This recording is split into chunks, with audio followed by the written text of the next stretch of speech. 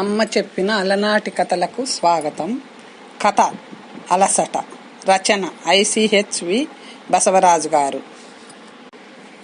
వణుకుతున్న కీచు గొంతుకతో తనని నిద్ర నుంచి లేపిన అలారం టైంపీస్ని ఊరుకోబెట్టి హావ్ అని ఆవలిస్తూ మరో మంచం మీద పసిపాపలా నిద్రపోతున్న పెళ్ళాం ముఖాన్ని ఒక్క క్షణం చూశాడు రవి. పెళ్ళయినప్పటి నుంచి నిద్రలేస్తూనే సీత అందమైన ముఖాన్ని చూడటం, వీలైతే ఓ బుగ్గ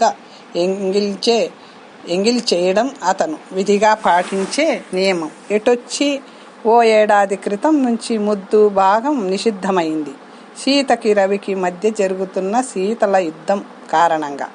తలగడ పక్కనున్న సిగరెట్ తీసి వెలిగించి పొగ పీలుస్తూ అదంతా తలపోయసాగాడు రవి. తమ పెళ్ళై 7 ఏళ్లు గడిచాయి. 2 ముత్యాల వంటి పిల్లలు కలిగారు. ఏం ఊహించని మార్పులు వస్తాయో మనుషుల్లో. సీతలో చిన్న తీవ్రత, పెద్ద నిరుత్సాహం కనబడసాగాయి. తనకి ఎందుకని అడిగితే ఏదో పెడసరంగా చెప్పేది. మగాళ్ళకి స్వార్థమని, వాళ్ళకి స్త్రీని అణిచి ఉంచడమే తప్ప స్త్రీలో ఉన్న హృదయాన్ని గుర్తించే గుణం లేదని స్లోగన్లు కొట్టడం మొదలెట్టింది. సీత అలకకి అలసట కారణమని రవి అనుకున్నాడు. అలసిన కన్నులు కాంచేదేమిటి? రోజు రోజుకి వస్తువుల ధరలు పెరగడం, నిత్యం వచ్చిపోయే చుట్టాలు, వాళ్ళకి చాకిరీ చేసి సీత 2 ఉద్యోగాలు చేస్తూ తను అలసిపోతున్నారని అతనికి తెలుసు. శరీరం అలసిపోతే మనసు అలసిపోతుంది. దానికి విచక్షణ జ్ఞానం నశిస్తుంది. మసక అయిన మనసు కంటికి మనుషులు దయ్యాల్లాగా, దయ్యాలు దేవతల్లాగా కనిపిస్తారు. అదే స్పష్టమైన ఆలోచన లోపించిన సీత కోసం అంతా తన మీద, మగజాతి మీద ప్రవర్తిస్తుందని రవి ఏనాడో గ్రహించాడు.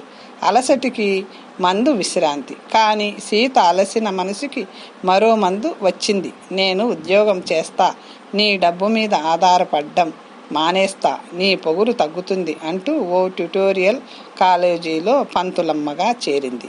అక్కడ రోజుకి 6 గంటలు క్లాసులు చెప్పాలి. నెలకి 200 ఇస్తారు. నా దోపిడీ కంటే నీకు ఆ కేపిటలిస్టు దోపిడీ బాగుందా సీత? అతను మీ కాలేజీ మీద ఏడాదికి 1,50,000 లాభం కళ్ళు చూస్తున్నాడు. మీకు నెలకి 100-200 ముష్టి వేస్తున్నాడు. నా తల్లివి కదూ, మానేయి అని రవి అంటే దెబ్బలాడి ఆ రోజు తిండి మానేసింది సీత. రవి వాదించడం మానుకున్నాడు. ఇవన్నీ గుర్తొచ్చి దిగులుతో మరో సిగరెట్ ముట్టించాడు రవి. గడియారం వెర్రిమొహం వేసుకొని చూస్తోంది. సిగరెట్ అయ్యాక రవి మంచం మీద దిగి గబగబా స్నానాధికాలు ముగించి బొగ్గుల కుంపటి వెలిగించాడు. బొగ్గులు తడివేమో విసిరి చేతులు నొప్పెట్టాయి. పొగతో కళ్ళు ఉబ్బాయి. పాపం సీత రోజు ఈ కుంపటితో ఎలా బాధపడుతుందో. ఇదే అసలైన వంటింటి బానిసత్వం. గ్యాస్ స్టవ్ కొంటే ఈ బాధ ఉండదు అనుకుంటూ గిన్నెతో నీళ్లు పెట్టాడు మరగడానికి. ఈ మధ్య కొన్ని నెలల నుంచి సీతకు ఇన్సోమ్నియా పట్టుకుంది. రోజు రాత్రి 2-3 దాకా నిద్ర పట్టదు. అంచేత రవి రోజు అలారం పెట్టుకొని లేచి కొన్ని పనులు చేస్తున్నాడు. సీత ఆలస్యంగా నిద్ర లేచేసరికి ఇంతలో వీధి తలుపు బాదుతున్నారు ఎవరో. పని మనిషికి ఇలా బాధే అలవాటు లేదే. దానికి విమెన్స్ లిబ్ గాలి సోకిందేమో అని నవ్వుకుంటూ తలుపు తీసిన రవికి ఎదురుగా భావమరిది మోహన్ కనిపించాడు. ఇకిలిస్తూ మోహన్ ఎయిర్ బ్యాగ్తో సహా తన 2 చేతుల్ని రవి చుట్టూ వేసి బావా అంటూ కావలించుకున్నాడు. టాక్సీ వాళ్ళు వరుసగా పెద్ద ప్యాకేజీలు తెచ్చి ఇంట్లో దించి డబ్బుల కోసం నిలబడ్డారు. ఎంత? 12 రూపాయలండి. 2 ఎక్కువ వేసి చెప్పాడు అతను. ఇంకా నయం, $12 అనలేదు. ఈసారికి ఇస్తున్నా పో అని 20 రూపాయల నోటు ఇచ్చాడు మోహన్. వాళ్ళు నమస్కారాలు కొంచెం ఎక్కువగా చెప్పి వెళ్ళిపోయారు. అందరూ కులాసానా బావా? అక్క, పిల్లలు ఇంకా నిద్రపోతున్నారా? అది చిన్నప్పటి నుంచి అంతే, మొద్దు నిద్ర. లేదు, వాడు ఆపేశాడు. అమెరికాలో మొద్దు నిద్ర అంటూ తెగ మాట్లాడేస్తున్నాడు మోహన్. అతను సీత కంటే 2 ఏళ్ళు చిన్న. 4 ఏళ్ల నుంచి అమెరికాలో ఉద్యోగం చేస్తున్నాడు. బాగా సంపాదించి విసుగెత్తి ఇండియా వచ్చేశాడు. మొన్ననే వస్తానన్నావుగా అన్నాడు రవి కాఫీ పౌడర్ నీళ్ళల్లో వేస్తూ.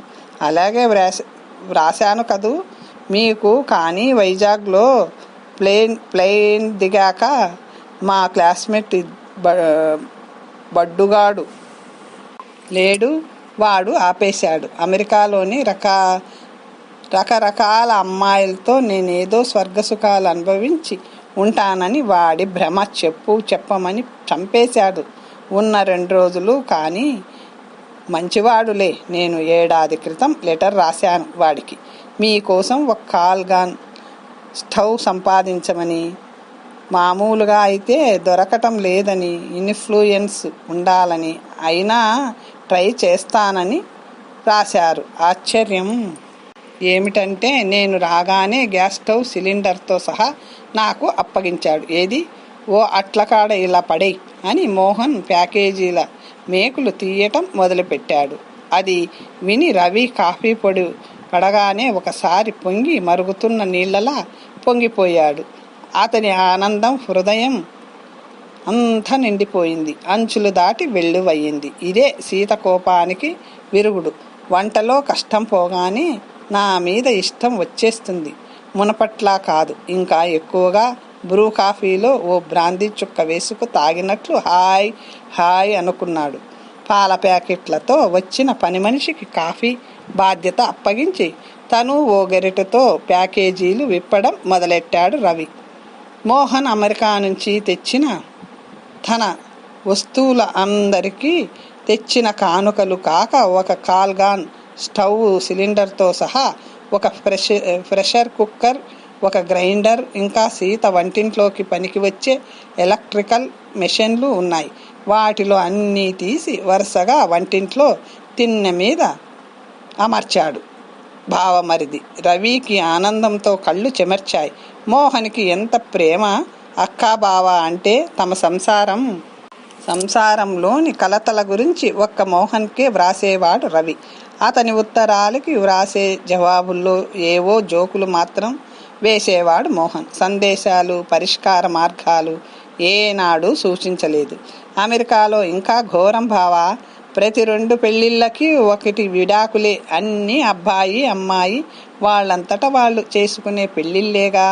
పెళ్ళికి ముందర అన్నీ చేసుకుంటారు. అయినా ఏమి తెగులో. విమెన్స్ లిబ్ ఎలా ఉంది అక్కడ? రవి నవ్వుతూ అడిగాడు. మన నక్సలైట్ మూవ్మెంట్ లాగే ఉంది. 1,50,000 గ్రూపులు. ఈ ఆడవాళ్ళ ఉద్యమంలో మగాళ్ళని ఎంత తిడతారో అంతకంటే ఓ గ్రూపు ఎక్కువ తిట్టుకుంటుంది. ఏం లాభం లేదు అని గొంతు తగ్గించి, ఇంతకీ అక్క ఉద్యమం ఎలా ఉంది అన్నాడు మోహన్. అలాగే ఉంది. కోల్డ్ వార్ ఎప్పుడూ దిగులుగా ఉంటుంది. నన్ను హింసించడానికి అంతకంటే మంచి ఆయుధం ఏముంది? సీత అంటే నాకు ప్రాణం మోహన్. కానీ నేనేదో తనని నిర్లక్ష్యం చేస్తున్నానని ఆమె నమ్మకం. ఆ మూడులో ఉన్న మనిషికి నేనేం చెప్పినా పురుషజాతి ఎల్లప్పుడూ స్త్రీజాతికి చేసే అవమానం, మోసం లాగే అనిపిస్తుంది. కుట్ర అనిపిస్తుంది. పని మనిషి తెచ్చిన కాఫీ ఇద్దరు త్రాగసాగారు. అంతా అపార్థాలా? దానికి తోడు తిట్టు సాహిత్యం ఒకటి వచ్చి పడింది నా ప్రాణానికి. ఇంటి పని, స్కూల్ పనితో పగలంతా అలిసిపోయిన మనిషి హాయిగా రాత్రి నిద్రపోవచ్చా? రాత్రి 12-1 గంట దాకా చదువు, ఆ పుస్తకాల మీద మిగతా వాళ్ళతో చర్చలు, పత్రికలకి వ్యాసాలు కూడా పంపుతుంది. బలవంతంగా ఆపుకుంటున్న ఏడుపుతో మోహన్ ముఖం నిప్పుల మీద పడిన అప్పడంలా రకరకాల మెలికలు తిరుగుతుంది. బావా, మీది ఒక్కటే ఆదర్శ దాంపత్యం అనుకుంటూ వచ్చాను. ఇన్నాళ్ళు మీకు ఈ గొడవలు వచ్చాయంటే నాకు జీవితం మీదే విరక్తి పుడుతుంది. ఇలాగైతే నాలాంటి వాళ్ళకి పెళ్ళి అవసరమా? ఏం సుఖమా? తీపి లేనప్పుడు పెళ్ళిళ్ళు చేసుకొని ఆ తరువాత బ్రతుకంతా పశ్చాత్తాపంలో ఏడవాలి అన్నాడు బొంగురుపోయిన గొంతుతో. రవి చిరునవ్వుతో, సమస్య మనం సృష్టించుకున్నదే కనుక పరిష్కారం మన చేతిలో ఉంటుందో బామర్ది. మగాళ్ళ మీద ఆడాళ్ళకి, ఆడవాళ్ళ మీద మగాళ్ళకి ద్వేషం రేకెత్తించే రచయితలకి ఈ సూత్రం వర్తించదనుకో. పరిష్కారం కోసం వాళ్ళ సందేశాలు, సూక్తులు కంటతా పట్టిందిలే మీ అక్క. విందువు గాని, రేపు చూడాలి ఎలా మారుతుందో అన్నాడు రవి. చల్లగా తెల్లవారింది. సున్నితమైన కిరణాలతో సూర్యుడు అందర్నీ నిమురుతున్నాడు. మోహన్ ఇక ఆగలేక అక్క అక్క అంటూ సీత వీపు మీద బాదేసి లేవగొట్టాడు. పిల్లలు లేచారు. ఆ గొడవతో సీత తమ్ముడి తలని గుండెకు అతుక్కొని కాసేపు ఏడ్చింది. పిల్లలు మామ తెచ్చిన ఆట బొమ్మల్ని కనుక్కొని వాటితో ఆడసాగారు. రవి సీతకి కూడా కాఫీ తెచ్చి ఇచ్చాడు. సీత ముఖం ముడుచుకుంది. తమ్ముడి దగ్గర ఫోజు కొడదామనే, మీరెంత మంచివారో అందరికీ తెలుసు అంది వేటకారంగా. రవి మొహమా ఏం మాట్లాడలేదు. కాఫీ తాగి మంచం దిగి వెళ్ళి వంటింట్లోకి తొంగి చూసిన సీత ఆశ్చర్యంతో కెవ్వుమంది. మోహన్ అవన్నీ తెచ్చాడని గ్రహించి మురిసిపోయింది. ఊరికేనే గ్యాస్ స్టవ్ వెలిగించేసి మిలమిల మెరుస్తున్న ఆ మంటల్ని, స్టవ్ని చూస్తూ కూర్చుంది. ప్రెషర్ కుక్కర్ మూత తీసి దాని గుట్టు మట్లన్నీ గ్రహించింది. గ్రైండర్ ఎలా పనిచేస్తుందో చూపించమని మోహన్ని తొందరపెట్టి అది నిమిషానికి ఎంత పప్పు రుబ్బుతుందో తెలుసుకుంది. చేతులు చాపి ఇల్లంతా గిర్రున తిరిగింది. తమ్ముడు, నీకున్న ఆప్యాయత మీ బావకి ఉంటే బాగుండేదిరా. వట్టి రాక్షసి మనిషి, కొరకరాని కొయ్య అని మోహన్తో చాడీలు చెప్పింది. అలాగే గబగబా పళ్ళు తోముకొని స్నానం చేసి కొత్త బట్టలు వేసుకొని వంట మొదలెట్టింది సీత. అరగంటలో వంట పూర్తయిపోయింది. సీత ఆనందానికి అవధులు లేవు. మూలని నల్లటి మొహం వేసుకొని కూర్చున్న బొగ్గల కుంపటిని ఓ తాపు తన్నింది సీత. చావు అంట్ల మొహమా నువ్వును అంటూ ఆ కుంపటి మీదైతే వంట 3 గంటలు పడుతుంది. మోహన్ తనకు కానుకగా తెచ్చిన వంట యంత్రాలని విడవడం ఇష్టం లేక వంటింట్లోనే ఓ ఫేమ్ కుర్చీ తెచ్చుకొని కూర్చొని తన అభిమాన రచయిత్రుల అమూల్య గ్రంథాలను చదువసాగింది సీత. మోహన్, రవి షికారుకు వెళ్ళిపోయారు. పిల్లలను వెంటబెట్టుకొని అలా 4 రోజులు గడిచాయి. తనకి తోడు తమ్ముడు కూడా ఉంటాడు. రవిని విమర్శించడం మరింత ఉత్సాహంగా సాగింది సీత. సీత తనని ఏం తిట్టినా అడ్డు చెప్పని రవి ముందే హెచ్చరించి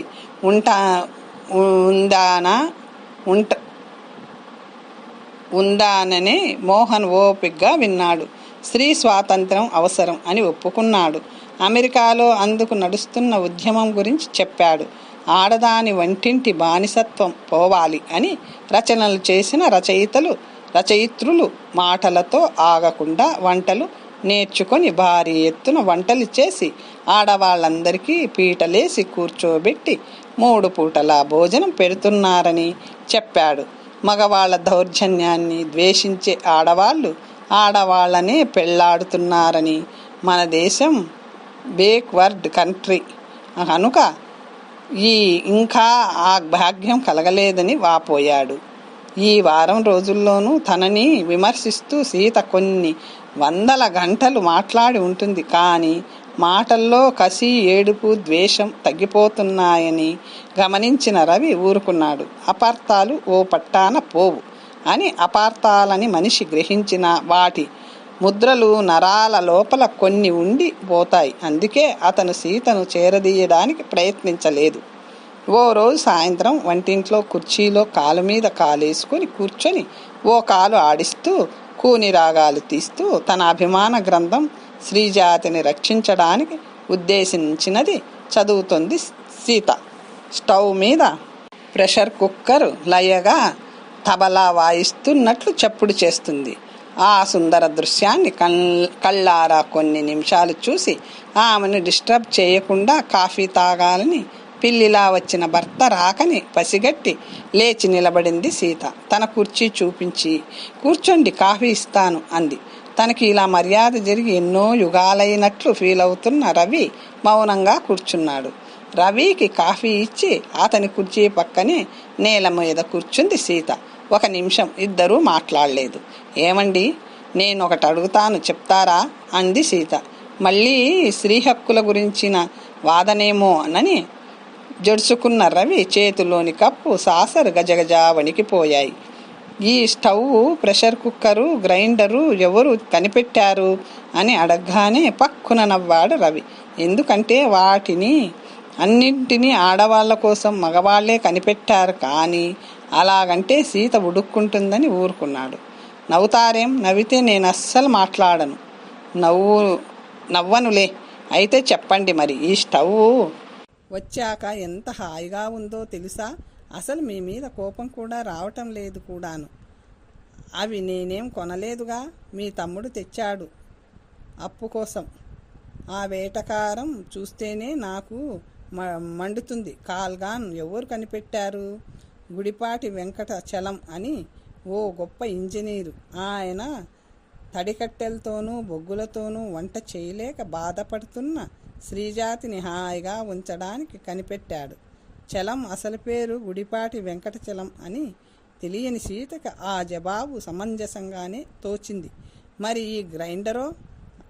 అది డాక్టర్ ప్రజానాయకమ్మ అని మరో ఇంజనీర్ ఆవిడ కనిపెట్టారు.